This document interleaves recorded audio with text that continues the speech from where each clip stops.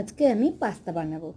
রাত্রেবেলা আজকে ঠিক করলাম যে আজকে আমি আর রিম আজকে আমরা পাস্তা খাবো, তাই পাস্তাটা সেদ্ধ বসিয়ে দিয়েছি। আর দেখো পাস্তাটা সেদ্ধ হয়ে গেছে, এবার ছেঁকে ছেঁকে আর সামান্য পরিমাণে জল দিয়েছি আমি। আজকে আমি করেছি পাস্তাটা, তাই পাস্তাটা ভালো আছে।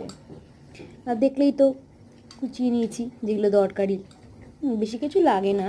একটু পেঁয়াজ, একটু ক্যাপসিকাম, একটু টমেটো আর একটু রসুন পাতা ছিল। রসুন পাতার কাঁচা লঙ্কা নেই বলে না আমি ওই ব্ল্যাক পেপারে দিয়েছি। আর থাকলে তো অবশ্যই এক করে কিনতে পারি না, আমি এটা খেতে পারি না বলে তাই। এবার দেখো ভেজে নিচ্ছি আমি। আর ওই সাইডে দুটো ডিম সেদ্ধ হচ্ছে। তারপরে তুমি ভিনিগার দেবে, সয়া সস দেবে, এমনি সস দেবে, চিলি সস দিলে পরে দিতে পারো, না হলে নাও দিতে পারো, সেটা তোমার ইচ্ছা মতো। অনেক কিছু দেওয়া যায়। একটা রসুন পাতাটা আমি হাতেই কেটে নিয়েছি, কারণ তেলের মধ্যে দিলে না এমনিই সব একদম পুরো মাখনের মতো হয়ে যাবে। দেখো ভেজে নিচ্ছি আমি। আর দুটো ডিম আমি ফাটিয়ে দেবো। এখন আমি খাচ্ছি, খেটে খেটে ভয়েস দিচ্ছি, ভালো লাগছে খেতে, সুন্দর লাগছে। আগে যখন রান্না করতে পারতাম না, তখন কত লোকের কত না কথা শুনতাম। আর এখন হেনক্ষণ রান্না নেই যে আমি পারি না, সবই পারি করতে। আর যথেষ্ট ভালো করিও, যেমন খেতে ভালোবাসি তখন রান্না করতেও ভালোবাসি, আর মানুষকে খাওয়াতেও ভালোবাসি। কিন্তু এখন আর কাউকে ফ্রিতে খাওয়াতে ইচ্ছা করে না, কেন মানুষ খেয়ে না বাঁশ দেয়। তাই বাবা, কেউ যদি আমাকে 20 টাকার খাওয়ায়, আমি তাদেরকে 5 টাকার খাওয়ানোর চিন্তা ভাবনা করি, কারণ মানুষকে অনেক খাইয়ে রেখেছি ফ্রিতে। ফ্রিতে ভালো করে লোক একটু জ্ঞান দেয়, তাই তো বলো।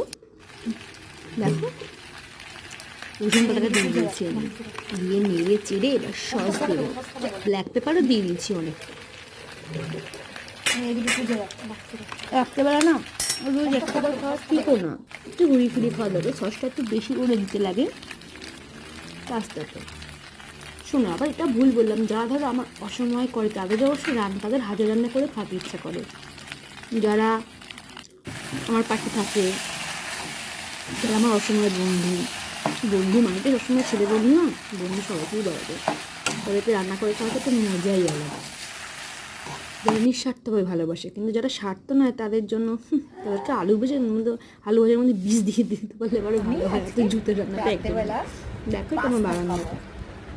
আমি নিজে যেমন সেজে বুঝে তাকে ফিট হয়, আমার ঘর ধরে খুব পরিষ্কার ফিটফাটি থাকে। আমি সব হেগে মুখে শুয়ে থাকে, একদম good night, tata, bye bye, see you. এখন আমি পাস্তা করেছি, পাস্তা খাবো।